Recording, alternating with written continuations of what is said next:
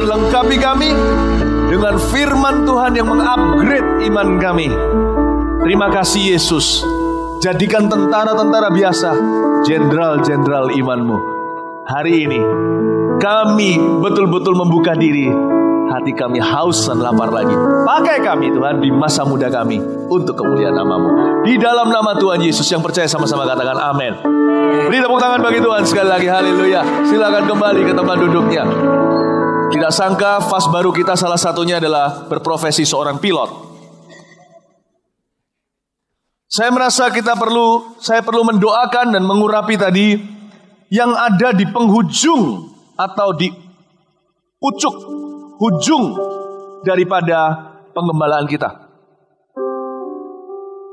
Harusnya urapan itu paling basah di bawah jubah. Sekalipun urapan itu seperti hujan yang tercurah dari surga. Kalau kita lagi kehujanan kuyup contohnya, yang paling basah itu kaki. Sekalipun yang pertama kena air adalah kepala. Tidak boleh urapan itu paling besar pada diri seorang pendeta. Pendeta itu kalau betul-betul diurapi, gembala kalau betul-betul diurapi, jemaatnya akan diurapi sampai ke bawah. Sebab air selalu mengalir dari hulu ke hilir. Tidak pernah terbalik. Kalau air mengalirnya selalu begitu. Itu sebabnya lubang hidung kita menghadap ke bawah. Kalau ke atas, cilaka. Hujan keselak semua. Tuhan itu gak pernah salah cipta. Setiap kita dipanggil jadi pembawa kebangunan rohani. Setiap kita gak peduli seberapa kurang berpengalaman, berapapun usia kita dipanggil seperti Yeremia, menyampaikan pesan Tuhan pada dunia. Bukan hanya lewat kata-kata, tapi juga lewat perbuatan kita. Setiap kita adalah utusan-utusannya. Kalian harus bisa melihat begitu. Kalian bukan anak muda yang sia-sia, anak gampang. Kalian telah diselamatkan dari dunia, agar jadi tidak serupa dengan mereka. Kalian dipanggil jadi serupa dengan Yesus dalam segala sesuatu. Tapi, kok Philip, aku masih muda. Jangan berkata kau muda. Kepada siapa kau kusuruh, kau nabiku atas segala bangsa-bangsa. Kita semua punya misi dari Yesus. Kita semua diurapi basah kuyup dengan minyak sorgawi sejak muda untuk menjadi penjala manusia. Saya mulai dipakai Tuhan untuk memenangkan jiwa sejak saya hari pertama bertobat. Percayalah, kata pertobatan itu dalam bahasa Inggrisnya conversion. Conversion itu artinya berubah, bertobat. Paulus itu conversionnya, pertobatannya dalam perjalanan ke Damaskus. Perjalanan ke Damsyik, dia melihat terang, dia lahir baru. Ananias datang tumpang tangan. Paulus yang buta kena silaunya terang itu, selaput itu jatuh ke tanah. Dia bisa melihat lagi. Hari yang sama Tuhan pakai Ananias untuk memberitahu pada Paulus, bangunlah hambaku. Bangun itu artinya bangkitlah dari dosamu dan pergilah. Tuhan langsung beri dia sebuah tujuan. Pergilah ke kota itu, beritakanlah Injilku. Conversion and commission always happen on the same day. Yang namanya pertobatan dan pengutusan harus terjadi dalam satu hari. Tapi sekarang ini cilakanya, gereja tidak memberitakan yang sama. Gereja puas dengan standar kedua. Bukan barang asli tapi palsunya. Di luar sana banyak beredar barang palsu. Ya. Tapi Tuhan mau yang asli. Banyak gereja memberitakan hanya setengah Injil itu, setengah kebenaran. Kalian asal sudah bertobat, meninggalkan kehidupan lama, masuk gereja, kami sudah bahagia, kami sudah senang, kami sudah puas. Salah. Kalian tidak dipanggil untuk memenuhi bangku. Meskipun puji Tuhan bangku hari ini penuh sekali. Sampai lumber-lumber ke bawah. Tapi, kasih tepuk tangan tuh Yesus. Tapi itu gak berhenti di situ. Sudah seharusnya gereja begini. Malah justru ini yang memaksa nanti kita harus memperlebar kapasitas sanctuary atau auditorium kita. Kalau perlu ya, kita buat 2 ibadah remaja. 2 ibadah AOG teen. Why not? Sebelum GMS gedungnya bisa diperlebar 4.500, sekarang hanya 2.300. Nggak masalah, kalau perlu 5 ibadah, kenapa tidak? Umum kita ada 4 ibadah, tim sendiri 4 sendiri ibadah, why not? Katakan kanan kirinya, why not? Tapi tujuan hidup kalian bukan untuk memenuhi bangku. Bukan itu, untuk itu kalian lahir baru. Tujuan kalian itu adalah untuk di sini, setelah kalian bertobat masuk gereja, adalah untuk diutus kembali ke dunia seperti domba ke tengah serigala. Diutus untuk mengubah sesuatu. Diutus untuk memenangkan jiwa. Setiap kalian yang duduk di kursi dengan manis sekarang harus mengalami transformasi dari seorang yang bertobat, conversion, menjadi orang yang diutus, commission. Itulah sebabnya tadi saya tidak doakan dari gembala dulu. Gembala sudah basah. Saya doakan sampai yang ke ujung. Ketua CG yang baru saja. Orang kalau baru melakukan sesuatu atau baru menjabat sesuatu selalu tegang dan grogi, bukan? Oh, yang gitu itu yang paling basah harusnya. Yang bertemu langsung dengan jiwa-jiwa ya mereka. Bukan saya. Ko Philip sekarang berkhotbah, saya di sini berkhotbah. Saya bertemu dengan kalian, melengkapi kalian. Tapi siapa yang ketemu dengan orang-orang di sekolah kalian? Ya kalian, bukan saya. Kalau saya datang ke sekolah kalian, dikira artis datang nanti. Cia, gak apa-apa. Di dalam Tuhan mendingan GR daripada minder. Tuhan sayang sama aku kok. Ya. Kalian yang bawa orang sebelah kalian di bangku sekolah.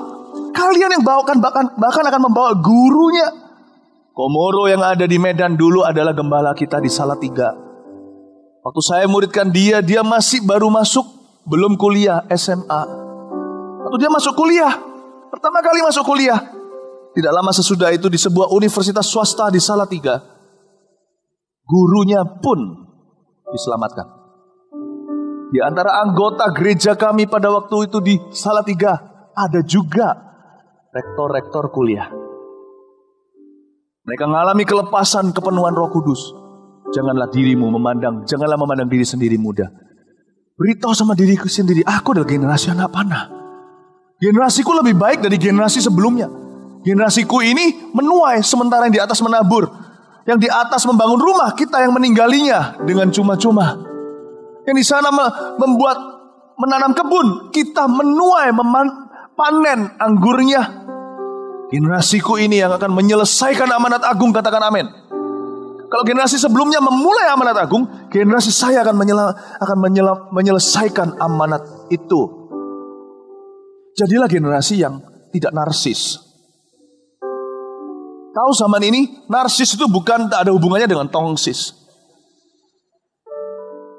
Zaman ini narsis berhubungan dengan hati yang tidak bertuhan. Jangan sampai kita di gereja namun hati kita tidak bertuhan. Jangan sampai kita di gereja tapi gereja tidak pernah di hati kita. Generasi yang dulu-dulu. Setiap kali saya pada waktu sekolah di Kanada dulu, saya lulus, saya menunggu untuk pulang ke Indonesia. Saya magang dulu di sana, volunteer sebagai sukarela membantu gembala saya yang ada di Vancouver, Kanada. Hati saya rindu melihat kebangunan rohani, sebab orang-orang sana tidak meresponi. Saya tahu saya dipanggil pulang ke tanah air, ke negeri sendiri. Sempat saya nyalain sebuah video. Video itu adalah sebuah konser musik oleh Carmen. Kalian mungkin tidak kenal. Yang menciptakan atau menyanyi lagu There's a River That Flows. Tell me who's in the house. JC, tell me who's in the house. JC, Jesus Christ is in the house today. Gitu-gitu, nggak tahu lagunya kan? Ya. Tahu lagu ini yang I feel Jesus, I feel Jesus, I feel Jesus in this place. Because yes, my soul does burn within me. I feel Jesus in this place. Itu satu album. Dia nyanyi, nge-rap country, ya kan? Dan dia membuat drama kreatif. Ini orang luar biasa. Luar biasa. Dia dari generasi yang lebih tua. Dia jauh lebih tua dari saya. Sekarang dia bukan lagi muda. Tapi luar biasa. Waktu saya lihat dia ngadain itu keren banget. Itu zaman itu untuk anak-anak muda. Ya itu zamannya. Itu stage-nya itu revolusioner sekali. Di gereja bisa ada begitu. Lighting-nya sementara dulu cuman cuman organ. Ini sudah pakai drum semuanya, udah pakai tari-tarian. Itu revolusi saat itu. Itu stage-nya di tengah. Jadi dia sambil nari-nari gitu, sambil bisa lihat kanan kiri. Wah, luar biasa saya lihat. Tapi bukan saya terpengaruh dengan kerennya. Saya melihat jiwa-jiwa di stadion itu. Mata saya terus mengikuti bola mata saya ke kanan kiri sesuai dengan yang ditampilkan di layar di depan saya. Kemana ditangkap jiwa-jiwa? Hati saya bergetar luar biasa. Lalu terakhir dia nyanyi gini. I feel Jesus. Ya pura-pura jadi Carmen, ikuti saya. I feel Jesus. I feel Jesus. In this place. Suaranya vibrasinya lebih dari saya. Yes, my soul does. Dia kalau nyanyi gitu, saya gak bisa. Burn within me. I feel Jesus in this place. Lalu dia membuat altar call. Yang sekarang ini jadi nama keren itu kita ngerti. Baru di gereja, orang Surabaya bilang, oh foto itu altar call. Waktu kita datang ke gereja berapa kali, kita baru ngerti altar call itu artinya sang pendeta, atau sang pengkhotbah, atau sang gembala, atau sang penginjil memanggil jiwa-jiwa untuk mengakui Yesus di depan umum. Maju ke depan, terima Yesus. Saya lihat itu altar call terjadi. Wow, biasanya kalau altar call orang maju, sekarang si Anita yang ke belakang. Enggak. Hai Anita ya. Hari ini saya sudah dikerjain sama dia dari tadi di kantor. Sekarang giliran saya mengerjai dia. Nah, kembali ke laptop. Waktu saya lihat altar call itu maju. My God. Ribuan orang dari kanan kiri maju. Anak-anak muda semua. Tapi kalau sekarang kita nonton video itu sudah.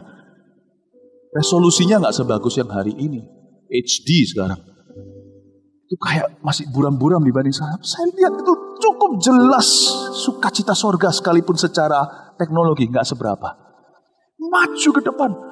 Yes, my soul does. Orang tuh maju dari sini sambil angkat tangan.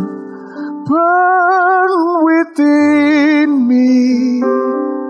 Dari sana I feel Jesus in this place. Dari atas, yes, my soul does. Orang maju berbondong-bondong.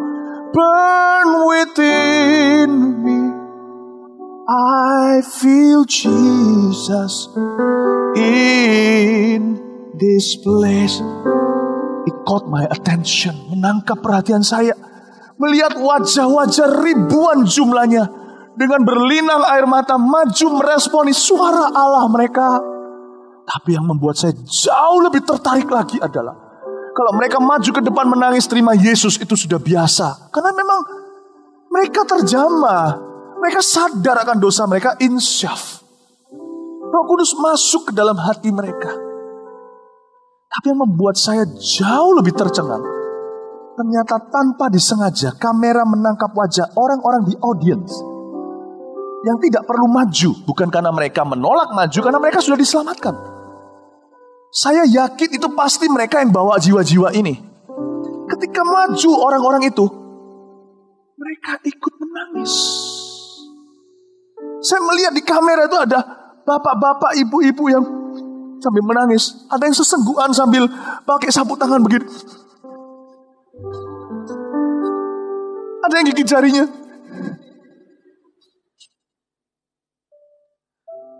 Kalian tidak tahu perang Mesir bukan? Pasukan Yosua itu gak pernah tahu apa yang terjadi di Mesir. Mereka tahu hanya karena diceritai papa mamanya. Generasi sebelum itu generasi luar biasa. Mereka melihat Tuhan membelah laut merah. Mereka terbakar rohnya. Kalau gitu kita yang harus rebut tanah perjanjian. Betul. Mereka lihat perang Mesir. Mereka lihat itu semuanya. Mereka lihat tulah. Mereka lihat orang-orang Mesir mati anak sulungnya. Tapi orang Israel tidak mengapa. Mereka lihat ketika semua terjadi hujan badai. Kena semua di Goshen tempat orang Israel konsentrasinya di sana. di tanah Mesir tersebut tidak ada satu kerikil pun turun dari langit. Mereka mendengarkan, generasimu, saudara-saudaraku, saya beritahu, generasi atasmu itu adalah generasi yang kalau melihat orang lain diselamatkan, mereka nangis. Mereka nangis. Generasi kita tidak nangis kalau bukan untuk alasan narsis. Kalau saya akan dengar khotbah kalau itu berhubungan dengan aku akan menanggapi firman Allah itu kalau itu relevan dengan keadaanku. Tapi kalau itu untuk orang sebelahku, peduli amat dia mati, hidup, masuk surga neraka. Generasi narsis tanpa tongsis. Kalau ini berhubungan dengan saya mendaftarkan diri. Tapi kalau ini untuk penginjilan dunia, kalau ini untuk memenangkan generasiku, aku tidak peduli sama teman-temanku. Kita cuma mau ngafe saja kok. Papanya mau sakit, stroke, mati, kayak bangkrut, cerai orang tuanya, gua nggak peduli. Fair weather friends. Tahu fair weather friends? Kawan hanya di suasana situasi iklim cerah. Tapi generasi di atasmu itu, orang-orang yang ketika lihat orang diselamatkan, bukan siapa-siapanya, turut mengulurkan tangan dan menangis sesengguhan berkata, haleluya. Tidak heran revival. Zamanku adalah revival yang besar. Saya tantang di zamanmu revivalnya bisa lebih besar dari revival kami atau tidak. Tergantung apakah ini generasi narsis atau anak panah. Jawab saya, narsis atau anak panah? Tanya kanan kirinya. Kita narsis atau anak panah? Anak panah, yang anak panah tepuk tangan seperti ada panah melesat ke surga. Come on!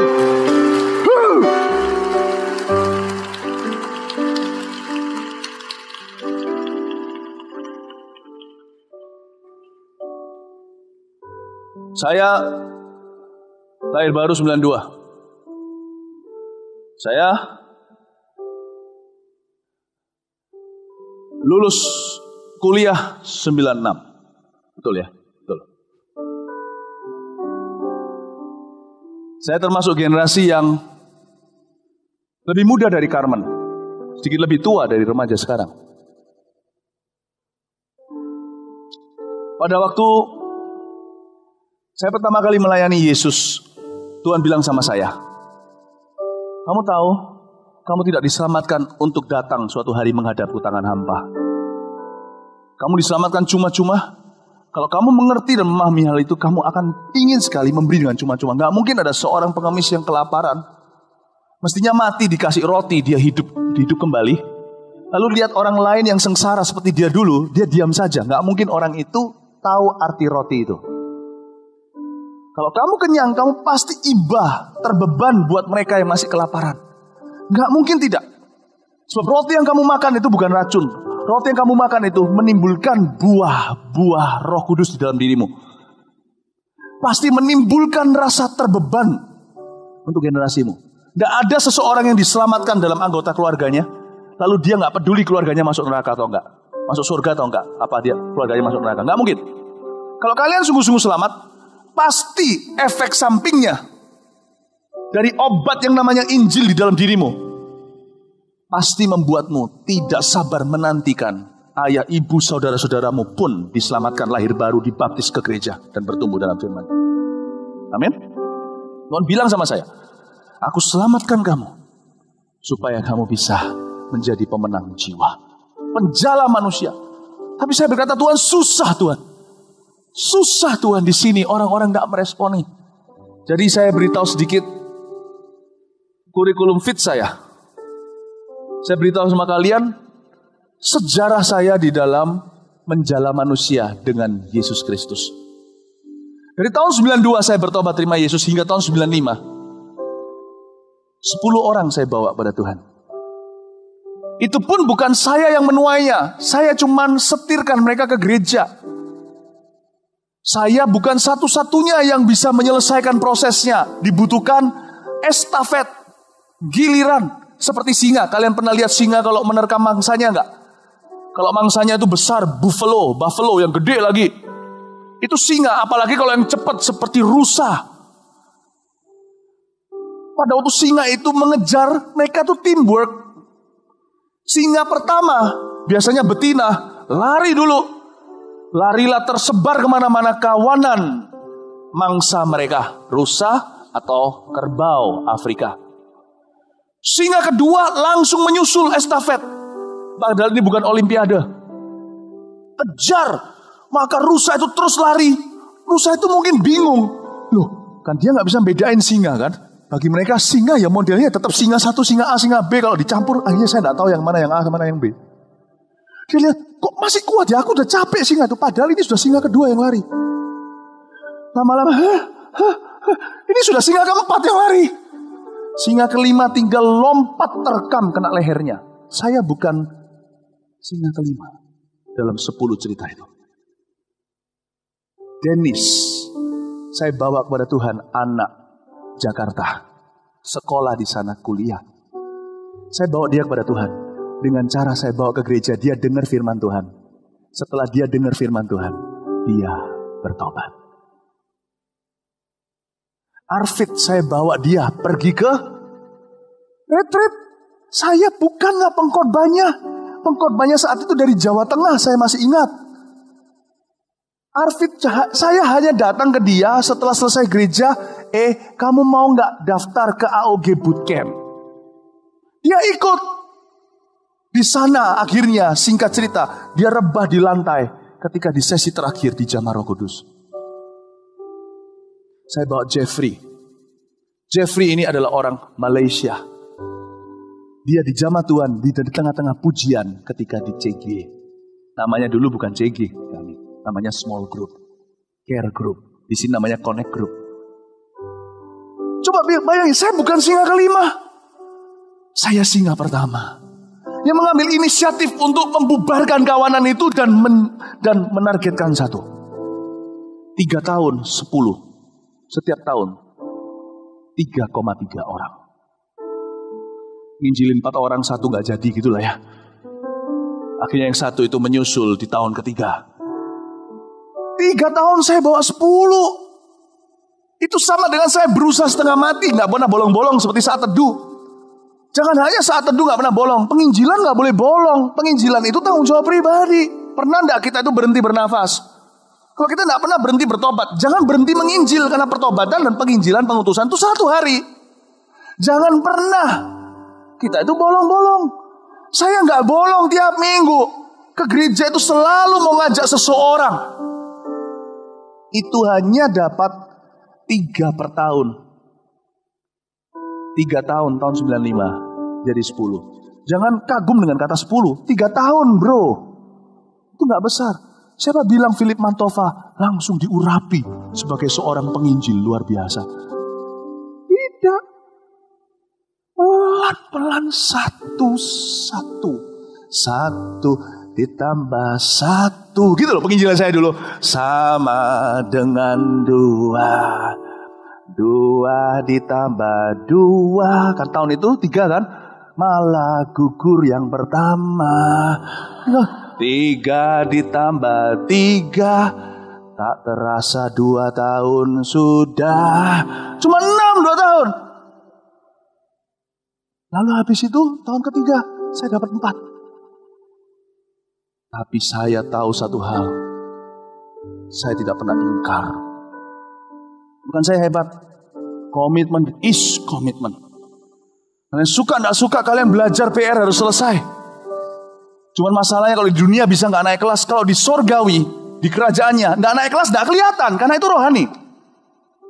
Jangan bolong-bolong, saudara-saudaraku.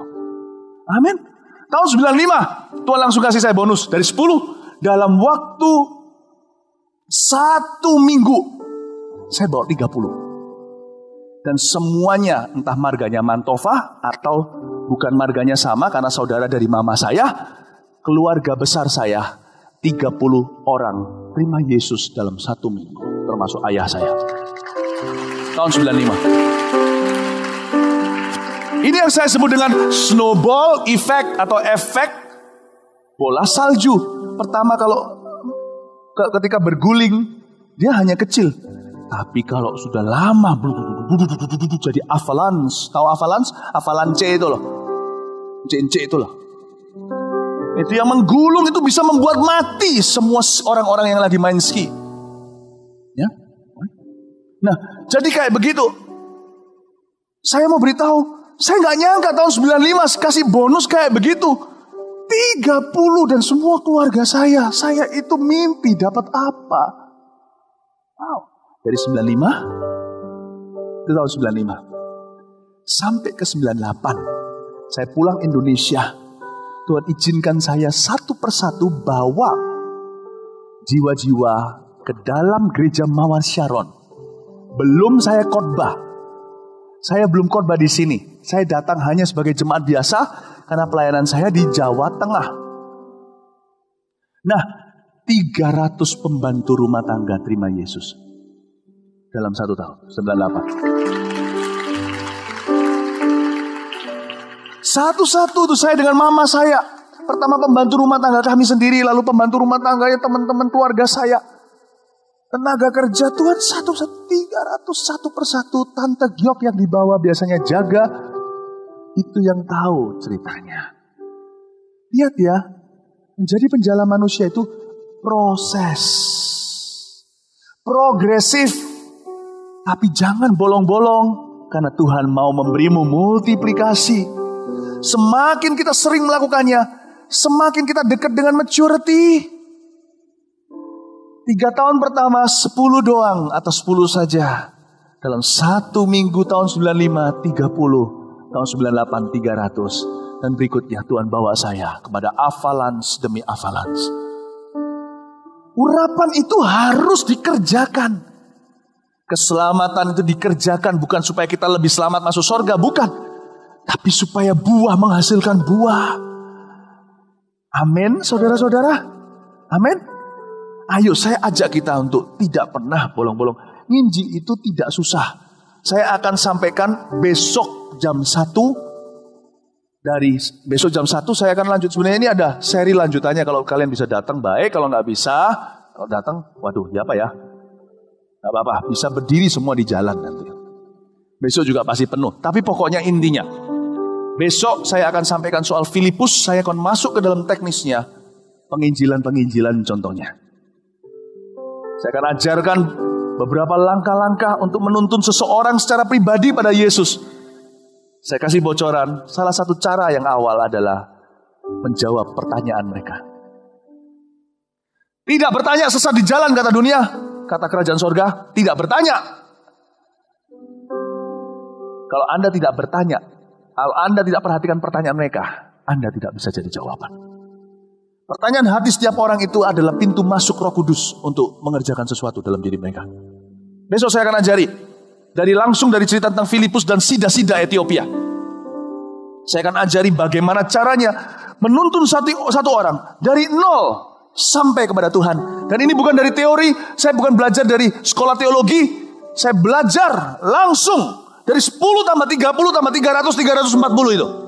Satu persatu muncullah mutiara besok saya akan bagikan. Semoga akan jadi sesuatu. Kalian tidak belajar wushu dari seseorang yang belajar dari teori. Kalian belajar dari seseorang yang sampai sekarang masih pegang pedang. Semoga akan jadi berkat besok. Kalau kalian tidak bisa datang besok, atau nggak mungkin bisa masuk, kalian bisa pastikan dengarkan CD-nya. Ya. Bisa dapatkan nanti di bawah, nggak tahu gimana caranya, atau bisa diajarkan nanti, nggak tahu caranya gimana, diturunkan lewat pengajaran lewat di CG.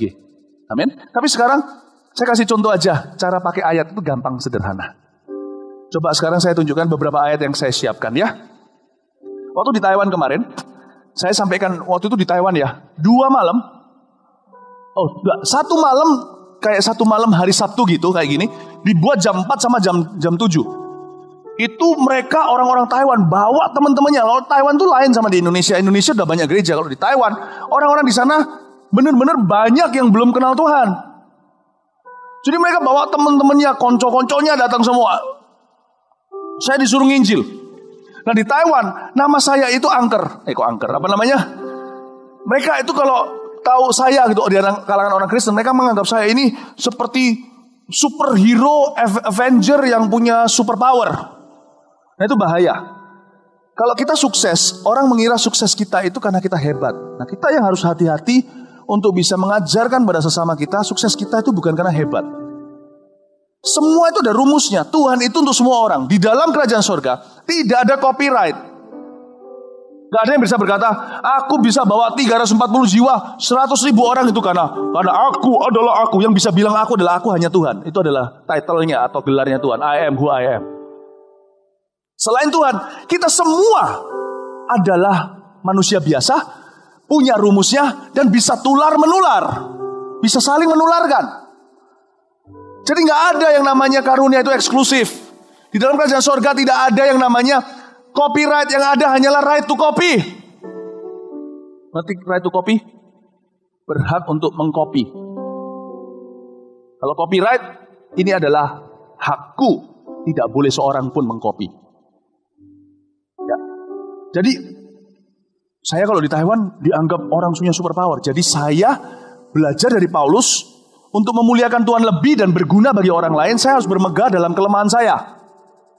Saya kalau khotbah biasanya kan demonstratif, orang mengharapkan mujizat terjadi, dan kalau mujizat terjadi bilang, oh Philip Mantova hebat. Nah ini saya mau patahkan, karena ini salah sekali, sangat salah. Celaka, kalau kita dipakai Tuhan, nah hati-hati. Banyak ya, keberadaan kita dipakai Tuhan bisa jadi kutuk bagi orang-orang di bawah kita yang mengira dia memang orang hebat. Jadi mereka tidak pernah diangkat. Saya beritahu ya, karunia itu bisa ditiru. Bisa. Karena itu saya ngambil keputusan, khotbah saya hari itu tak buat seboring-boringnya, semembosankan. Biasanya saya akrobat, di sana saya cuma di tempat begini, kayak disetrap. Semua orang sudah menduga, memprediksi ini pasti menjadi penginjilan gagal. Khotbah saya biasanya seperti ini sekarang mengalir, sampai sekarang masih belum buka ayat kan? Kalian mikir ini nanti ayatnya mana? Saya juga mikir, tahu nggak ini nanti ayatnya kemana? Kalian kira kalian tahu yang mikir? Tapi saya yakin nanti ujung keluar ayatnya. Ini semua hanya ilustrasi terakhir gong di satu ayat itu, kalian kan ingat itu merema selama-lamanya. Biasanya saya ngalir gitu. Nggak ada catatan. Hari itu saya munculin semua di LED. Saya pakai resep khotbahnya. Ayat sekian. Dan ayat-ayat biasa yang kita anggap biasa itu saya munculkan supaya mereka melihat bahwa firman itu pedang roh.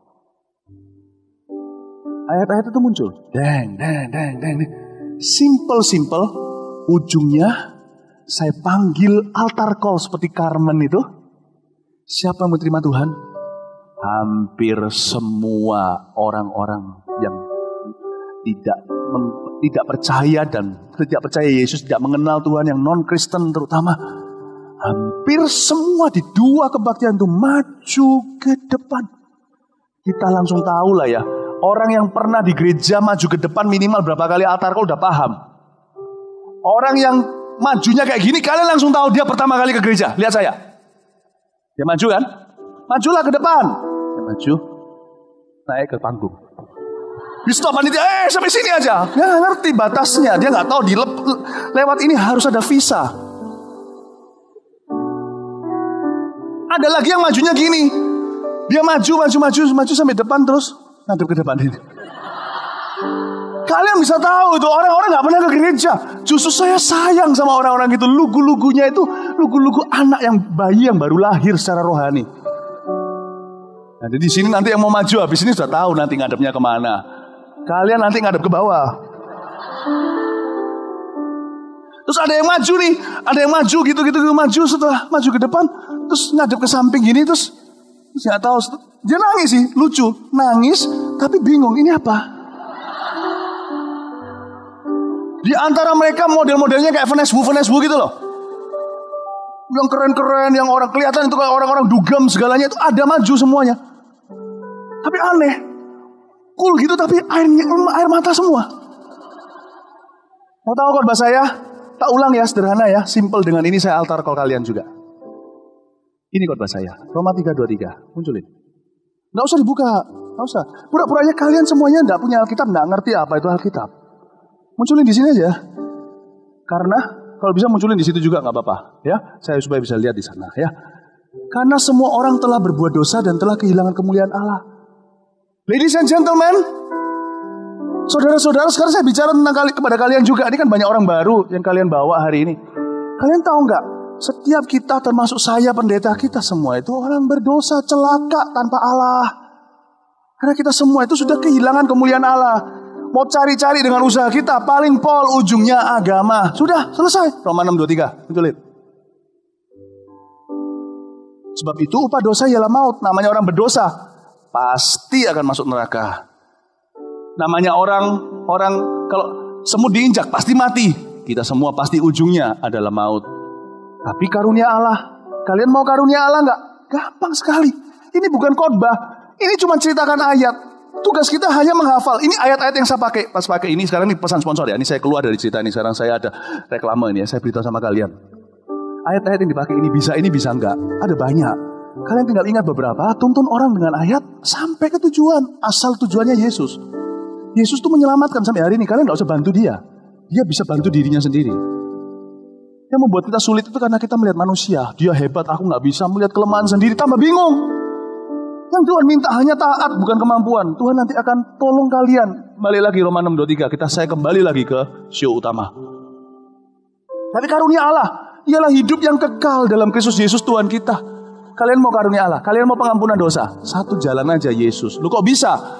Yohanes 3:16. Karena begitu besar kasih Allah akan dunia ini, sehingga ia telah mengaruniakan anaknya yang tunggal. Yesus tuh datang ke dunia bukan cari perkara. Dia datang itu karena dia tahu kita gak bisa tolong diri kita sendiri. Dia menjelma sebagai manusia tanpa dosa lewat seorang perawan namanya Maria. Kamu tahu Natal kan? Tahu kan, kalian tahu Natal kan? Yaitu dia datang sini supaya dia mati untuk kita. Supaya setiap orang yang percaya kepadanya gak binasa, melainkan beroleh hidup yang kekal. Syaratnya cuma satu, percaya sama Yesus. Tapi percaya itu mesti harus ada buktinya. Mau lihat buktinya apa enggak? Roma 10 ayat 9 dan 10 munculin. Sebab jika kamu mengaku dengan mulutmu, ngaku dulu. Nggak ngaku mana bisa baikan. Sama dengan kalau datang ke dokter nih. Sakit apa? Nggak sakit kok. Loh, ngapain kesini? Anda keluarnya apa? Nggak ada keluhan. Nggak ngaku lah, gimana bisa obat masuk? Lanjutin. Sebab jika kamu mengaku dengan mulutmu bahwa Yesus adalah Tuhan, itu langkah pertama bro. Lu diselamatkan dan percaya dalam hatimu bahwa Allah telah membangkitkan dia dari antara orang mati, maka kamu akan diselamatkan. Jangan cuma percaya Yesus sebagai nabi. Karena di Indonesia kan begitu, Yesus adalah Isa Al-Masih. Enggak, Yesus itu Allah. Dan dia sanggup membangkitkan kita dari antara orang mati, karena dia sendiri bangkit. Itulah. Lalu apa yang harus kamu lakukan? Gampang. Sekarang lihat Kisah Rasul 2:37 dan 38. Ketika mereka mendengar hal-hal itu, hati mereka sangat terharu. Saya yakin saya jelasin ini cuma kayak jelasin traktat biasa, tapi saya tahu sesuatu terjadi di hatimu. Lalu mereka bertanya kepada Petrus dan rasul-rasul yang lain, apa yang harus kami perbuat saudara-saudara? Ini yang kamu harus perbuat. Ayat 8. Jawab Petrus pada mereka, bertobatlah. Hendaklah kamu masing-masing memberi dirimu dibaptis dalam nama Yesus Kristus untuk pengampunan dosamu. Maka kamu akan menerima karunia Roh Kudus. Aku doakan kamu ya, mau nggak? Jadi saya tanya beneran. Mau, kalau mau berdiri sekarang. Kalian yang di bawah juga, saya barusan udah injili nih. Gampang kan? Gampang kan? Mari kita sekarang lihat hasilnya. Saya tanya sekarang dengan sederhana aja. Kembali dari Taiwan, ini sudah lupakan Taiwan sekarang, kembali ke Cempaka. Siapa di sini yang mati nggak yakin masuk surga? Saya nggak tanya agamamu. Siapa di sini mati nggak yakin masuk surga? Angkat tangan, nggak apa-apa. I love you young people. Oke? Sekarang turunkan tanganmu, ambil tasmu, barang pribadimu, cepat naik ke atas musiknya, maju ke depan sekarang. Kasih tepuk tangan untuk mereka. Come. Bagi, lah tahu nyanyi lagu apa? Nyanyi, sing one song, come on. Mu Tuhan, come. See, so easy. Pujian, come on. Beri tepuk tangan untuk mereka, jangan berhenti. Kemuliaan, gini aja sambil nyanyi tepuk tangannya. Tiada ternilai salibmu Tuhan, sungguh berharga. Bagimu Tuhan segala. Ayo tepuk tangannya lebih keras. Jadi generasi yang turut menyoraki ketika teman orang generasinya menerima Tuhan. Semua teman yang keras. Tiada ternilai salibmu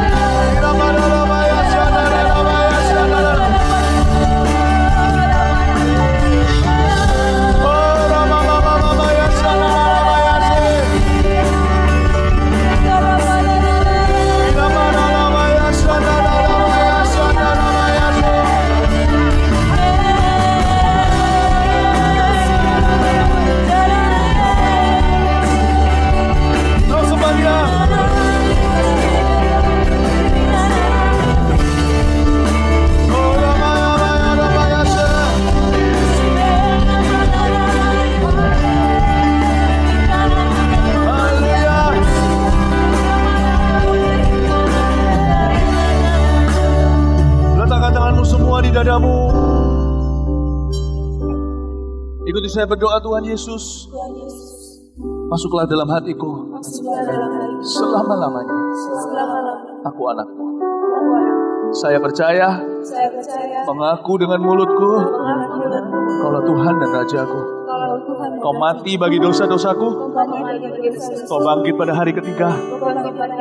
Jadikan aku anakmu, generasi anak panah. Pakai aku di hari aku lahir baru. Hari ini juga Kau mengutus aku kepada generasiku bagi keselamatan mereka. Dalam nama Yesus, Tuhan, Kau ada di dalam hidupku. Kau ada di dalam hatiku. I feel Jesus. I feel Jesus. I feel Jesus in this place.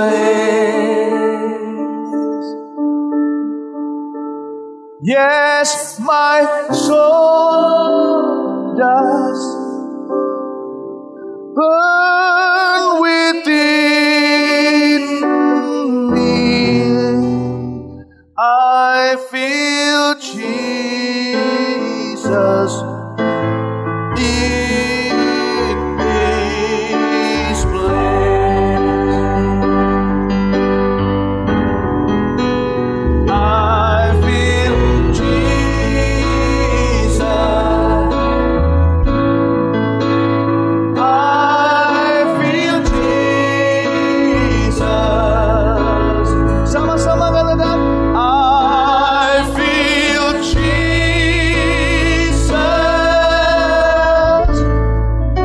in this place.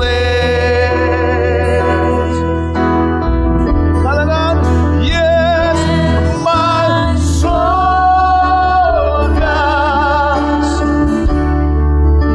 burn within me. I feel Jesus in this place. Angkat tangan makan wajah memandang Yesusmu, katakan, I feel Jesus. I feel Jesus. I feel Jesus. Katakan dengan manis bersama saya, I feel Jesus in this place, in my heart. Yes, my soul does burn within me. I feel Jesus in this place. Yes, my soul does. Yes, my soul does burn within me. Yes, my soul. Yes, my soul does burn within me. Oh, I feel Jesus in this place. Yes, my soul does. Yes, my soul does. Yes, my soul does. Within me, I feel Jesus in this place. Beri tepuk tangan bagi Tuhan, haleluya. Yesus